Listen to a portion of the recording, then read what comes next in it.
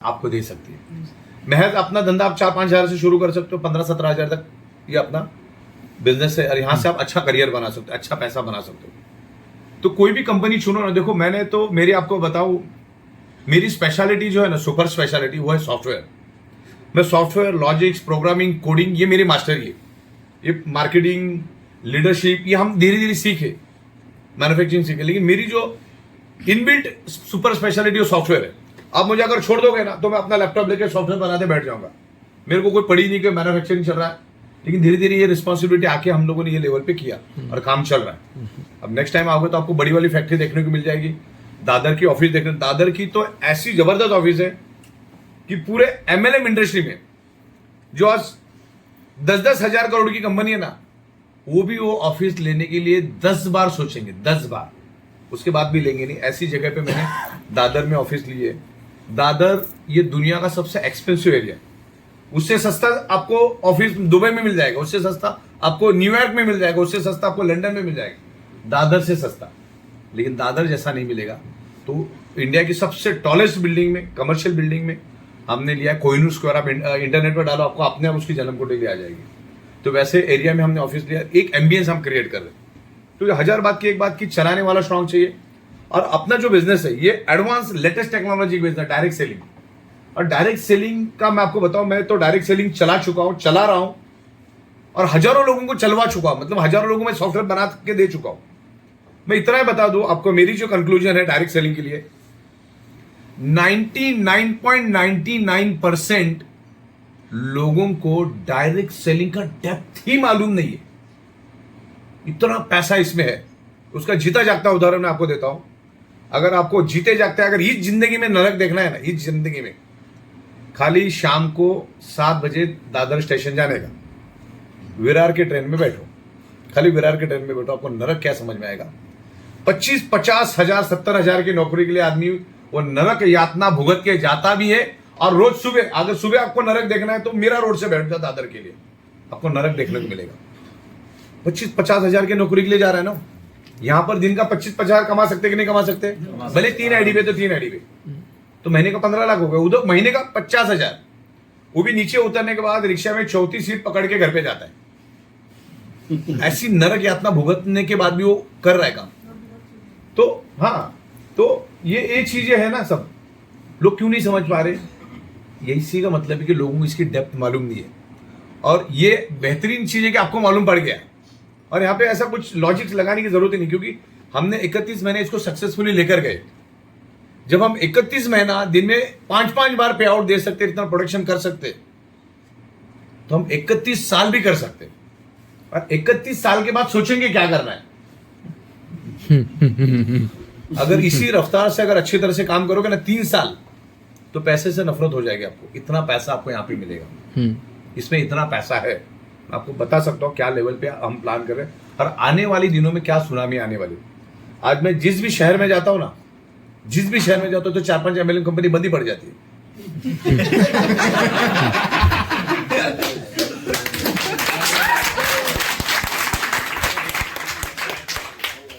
क्योंकि जो लेवल पे हम लोगों ने plan, out of the concept box, out of the box हमने प्लान लाया, प्रोडक्ट लाया।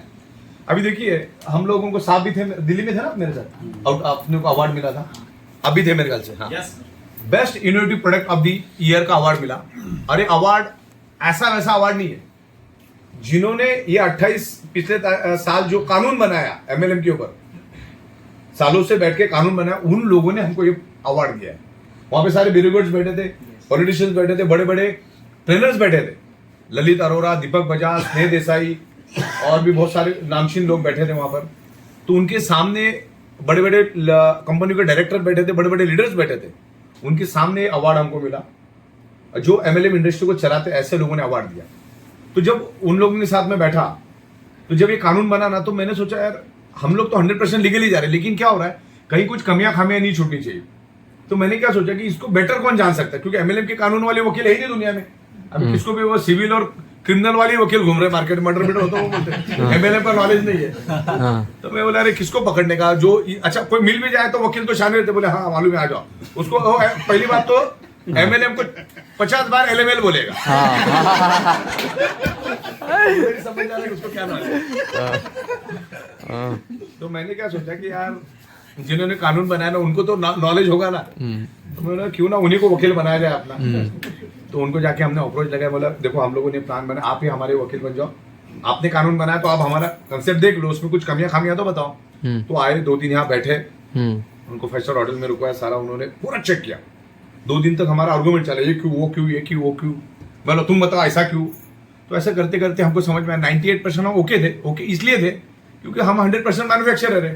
मैन्युफैक्चरिंग करके MRP पे माल बेचना कोई गुनाह नहीं है ना, और उससे जो प्रॉफिट आता है वो बेचना भी कोई गुनाह नहीं है, वो तो टैक्स हम भर ही रहे। लेकिन कुछ सिस्टम होती है, बहुत सारे लोगों ने, देखो क्या होता है, बहुत सारे लोगों ने MLM का गलत इस्तेमाल किया। जिनको MLM की ताकत पता चली ना, वो खास करके क्रिमिनल लोगों के दिमाग में पहला गया, उन लोगों ने ये इन्वेस्टमेंट प्लान लाया, स्कैम टाइप यूज किया। हाँ कि भाई अपने अजय भाई है, अजय गायकवाड़, 1 लाख दो, 3 लाख मिलेगा। गायकवाड़ भाई बोलते मेरे वैसे 5 लाख पड़ा है, चलो 3 महीने में 15 लाख हो जाएगा, 25 लाख हो जाएगा। आज पहले 1 महीना मिला भी इनको, आज को इनके मिलने के चक्कर में इन्होंने क्या किया, और 50 लोगों को डिंडोरा पिट के और डलवाया पैसा, और वो भी MLM के कंसेप्ट में चले। तो MLM में देखने का नजरिया लोगों का गलत हो गया। दूसरा, मैं 4800 MLM कंपनियों के डायरेक्टर उनके साथ काम कर चुका। आप यहाँ पर जो बैठे हो ना, वहां पर इससे पहले MLM के डायरेक्टर बैठते थे, आते थे, उनको customize make to order software में बना के देता था। वो जैसे जैसे मुंह से बोलता था ना, वैसे के वैसे मैं सॉफ्टवेयर बनाता हूँ। मेरी स्पेशलिटी क्या है मालूम है, लॉजिक को पकड़ता हूँ। आप जो बोल रहे हो लॉजिक को पकड़ता हूँ, उस हिसाब से कोडिंग प्रोग्रामिंग करता हूँ और वैसे के वैसे सॉफ्टवेयर बनाता हूँ। आपने मुझे बोला ना ये माउस है, यहां से उड़ना चाहिए 15 इंच, फिर 20 इंच जाना चाहिए, फिर उधर 10 इंच ऊपर जाना चाहिए, ऐसा जाके फिर ऐसा जाके ऐसा जाके ऐसा जाके इधर बैठ जाना चाहिए, तो मैं वैसे के वैसा सॉफ्टवेयर आपको बना के देता हूँ। तो फिर मैंने, हमारा काम सॉफ्टवेयर बना था, पैसा आ गया, सॉफ्टवेयर बना के मामला खत्म, माल बना के बेचते थे। तो मेरा ऑब्जर्वेशन ऐसा रहा, हम लोग तो लॉकडाउन तक अपनी कंपनी की चालू करने के बिल्कुल भी फेवर में नहीं थे, लेकिन दिमाग में ये जो प्लान पे आज जो काम कर रहे हैं, 2011 से मेरे दिमाग में था कि इस तरह से अगर हम करेंगे, इस तरह से करेंगे तो प्लान सुपर डुपर हिट चलेगा। लेकिन वो सॉफ्टवेयर बनाने के लिए कम से कम 7 से 8 महीना चाहिए था, जो हमारे पास था नहीं। क्योंकि उस टाइम भागा दौड़ी की जिंदगी, सुबह उठे भागे, सुबह इतना काम का लोड था कि टाइम ही नहीं मिल रहा था। लेकिन भला हो नरेंद्र मोदी साहब का, जिन्होंने 21 दिन का लॉकडाउन लगाया, करोड़ों लोगों की जिंदगी बदल गई।